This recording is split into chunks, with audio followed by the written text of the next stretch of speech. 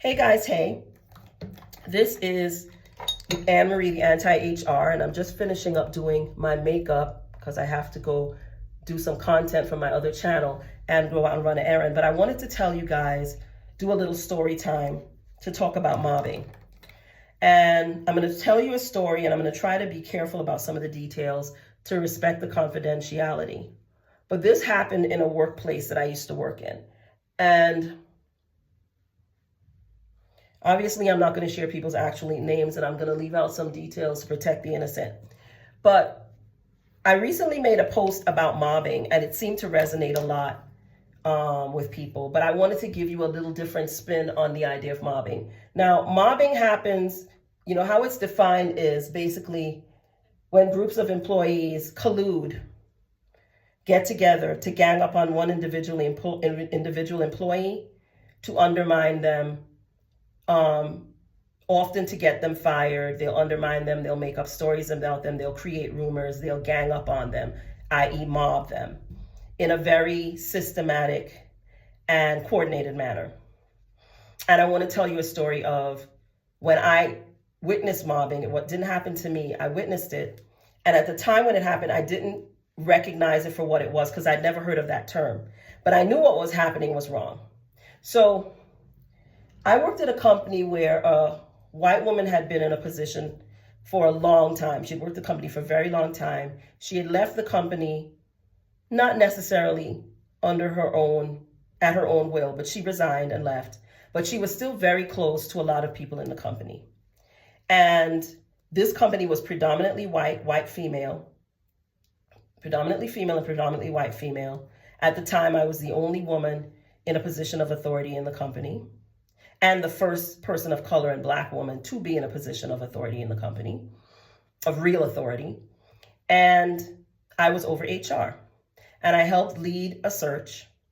And a white male of Palestinian descent was hired to replace the white woman that had left. And he was going to be leading a predominantly white female team. And many of the people on that team, when interviewed, had not picked him as the front runner. The president decided that he was the person that she wanted, which was her right. He was way overqualified, very well respected in his area, really good at his job, and actually a delightful human being. But many of these women did not want him in this job, one, because he was a man, and second, because of his religion and his ethnicity. He's both white, he's male, he's Palestinian, he's Muslim. And several of them were also of Jewish descent on top of that. Not all of them, but several of them. And I watched these women systematically engage in a campaign to undermine this man over a period of several months that ultimately cumulatively resulted in his resigning his position in less than 6 months. And he decided to resign because he was concerned about the long-term impact of this on his reputation in the sector that we worked in, okay? And what they did was they engineered a complaint by one of them, right? Where he gave her direction to do something. She didn't follow the direction. When he called her on it by phone, she raised her voice at him. He also then got upset. They had a heated conversation, and then after the conversation was over, she went and filed a complaint and said he had talked to her in a threatening manner and that she was afraid of him and that he had made her feel afraid and she didn't want to be alone with him. This is an over-the-phone conversation. And then she got other people to go on her behalf and make claims against him that HR could not substantiate, and it was very clear to me what they were doing. What was sad about it is that I recognized what they were doing to him probably 2 months in. I noticed certain things, and I remember having a conversation with both of our bosses, who was the president, we both reported to, and raising my concerns that they were going to seek to undermine him. I was brushed off by both of them. He didn't believe me, president didn't believe me, but I know white women. I got a PhD in women and a double PhD in white women. So I saw where it was going before anybody else did. And I liked him. I thought he was a really nice person. I'm actually still friendly. I wouldn't say we're besties, but we still keep in touch to this day. And I tried to explain to him the culture of the company, what was going on, give him some history. He thought he could win them over. And he didn't think the problem was as deep as I did. Until this person went and trumped up these charges. By then it was too late. And I remember seeing a group of them going out to lunch together one day. And I took my phone out and I took a picture of it because I thought it was odd that they were all together. And this was right after the person had made the initial complaint. And then the next thing I knew, I saw several of the people that I saw in that group going to lunch, walking their way down to the president's office. And each of them were saying they were there to support this woman, even though most of them knew nothing about it and there were no eyewitnesses, but they were coming to support her. They came up with a narrative and each of them went in there and basically said the same thing over and over to the president. Now, the president, to her credit, and she was a white woman, supported this person that she had hired. We both did, but he felt that he could not stay on in that environment. And so he exited, right? And we worked with him and made sure he had a nice little parachute as he exited because he deserved it. But what I was witnessing was mobbing. And so what I want to convey is that mobbing isn't something that just happens to women. It happens to men as well, but I don't think men always recognize it for what it is, because women have a very different way of coming after you when they don't like you. We learn it from when we're in middle school. We engage in psychological warfare with people individually and usually team up with other people to do it. Men don't do that. They do other things, but they show their hand. You could see them coming a mile away when they don't like you. Women are different in the way that they go after each other. And it's actually a lot more, in my opinion, emotionally harmful the way that they do it. And I think it's very important because when I made the post about mobbing, I know that so many people responded, all women primarily, not that many men. But I want men to know these things are happening to you too, and you might not even notice. And if you do, you might not have a name for it, because I'm telling you, when I saw what was happening, I knew what was happening wasn't right. And I knew that it was coordinated, but I didn't have a name for it. But I knew it was coordinated and I knew they were lying on him, right? And at the end of the day, it was really just this person's word against him. But she poisoned the well so much that his authority over the whole department was undermined. And so he made a decision, which was his decision to make, that he could no longer lead because of the allegations that this woman made up against him, and then had other people coming on her behalf to support her, okay? That's mobbing. That's literally what mobbing is. And so I think it's important that when we talk about these things, we recognize that it doesn't just happen to us as women. It happens to everyone, and that often, unfortunately, the people who are usually engaging this behavior are other women. It is something that women predominantly do. Not saying men don't participate too, but it is usually started by women, coordinated and planned and executed and led by women. Sometimes men get recruited into it, but they're usually not the architects, okay? And so if we want mobbing in the workplace to stop, we as women have to stop it. We have to stop engaging in this behavior against each other and against our colleagues at work. If you have a problem with somebody, come at them straight and come at them based on facts and things related to work. Not whether or not you want to be friends with them, whether you hang out with them at happy hour, whether you have coffee with them in the morning, whether they tell you all their business. Work is not a little freaking clubhouse. It's not your own personal clique. Go find some friends outside of work and get a life. And I'm talking to the people who like to engage in this behavior. And a lot of y'all will say it's not you, but it's got to be some of you that's doing it. For so many people to be saying it's happening to them at work. And it's all of us, not just white women. Black women do it too. Women as a group, we have a problem. Okay? Women, we have a problem. We are engaging in this behavior predominantly. I am going to be hosting a conversation inside of my community with a person who is an expert on mobbing. She and I are talking about it right now, where we are going to create a space for us to talk about this as a community and to come up with ways to not only identify it, but what do you do when it's happening to you? How do you determine whether it's happening in a discriminatory context? And what do you do overall to raise your concerns about this in an effective way and to combat it when it happens to you at work?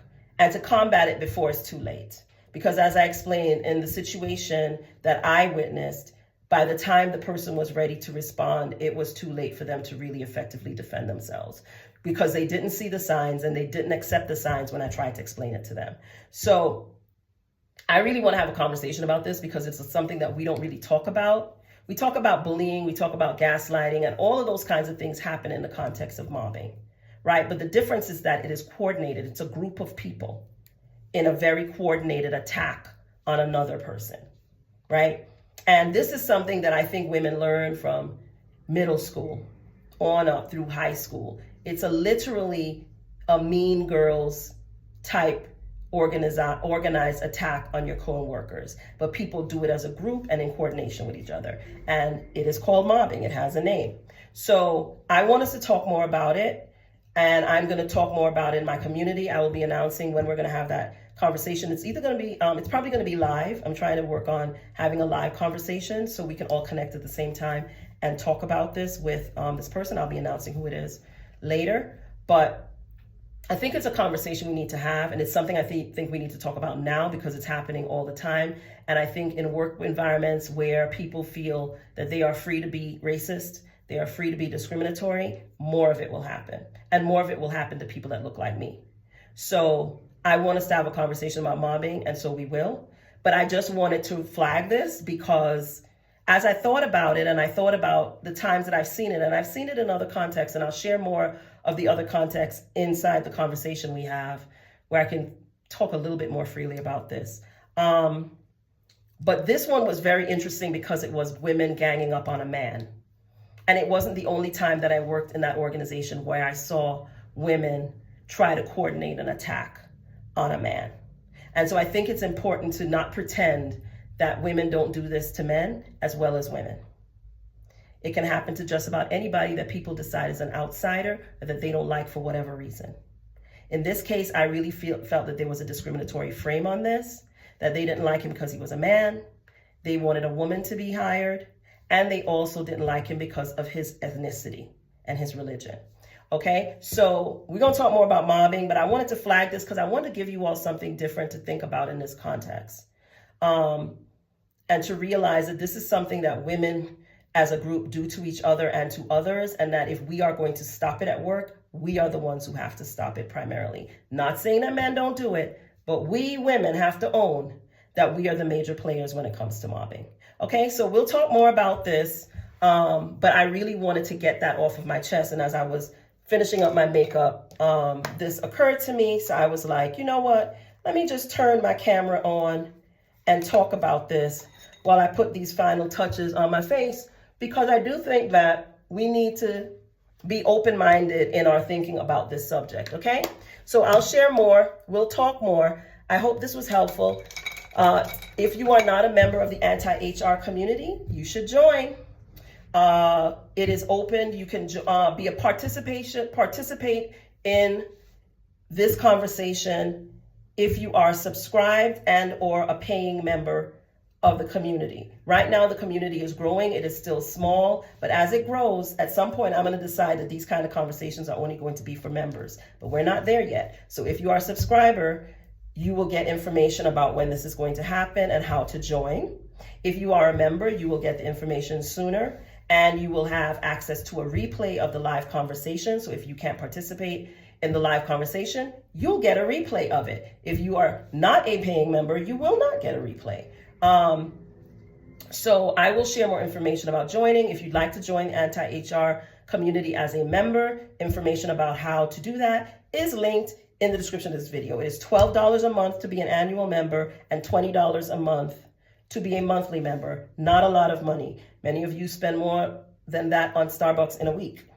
So the money helps me keep the community going and to continue to put together content and maintain my website and all these other things that I do to support the work that I do, which is to help employees understand, exercise their workplace rights, especially when they believe their rights are being violated, especially if they're Black employees, and particularly when they're Black women. Because let's face it, if white people are catching hell at work, and they are, because I've had several of them contacting me over the last several weeks, everybody's catching hell at work right now. But I always say, when white people catch a cold, black people catch what? Pneumonia. So we are catching pneumonia, and it's only going to get worse. So we got to do what? Stay ready so we don't have to get ready. So I think it's important to have these conversations, and I want to be able to have these conversations in a more open forum where I don't have to worry about somebody reporting that they don't like what I said and what I said was racist and all this kind of bullshit. So we're going to do it inside of my community that I created. If you don't like what I have to say here, then you definitely don't want to be a member, because I will go even harder in the paint over there. But if you are interested in having my unvarnished opinion on a lot of subjects, make sure you join as a member. I am also getting ready to host the next Can HR Do That? It will be next Wednesday, the 19th of March at 6 p.m. CST, which is 8 p.m. EDT. Again, if you want to participate in Can HR Do That, you need to be a member of my community. These things are also not going to be on YouTube anymore. I am moving a lot of my content off of YouTube because these social media streets do not belong to me. They do not belong to other content creators. Fascism has come to America. Authoritarianism is on its heels. And I believe in staying ready so you don't have to get ready. So if you want to have these conversations, you got to have them over there. They won't be over here. I will continue to drop videos twice a week. I will continue to talk about things that I think are important for employees to understand and know about. But if you want to see me have in-depth conversations about a lot of these topics, you're going to have to be inside the community for us to do that, okay? So I hope you found this helpful. Please join the community. I'll see you in there to talk more about mobbing. Let me know what you think about this video. If this resonates, tell me in the comments. As always, HR is not your enemy, but they're definitely not your friend, but I am. I'll see you guys in the next video. Peace.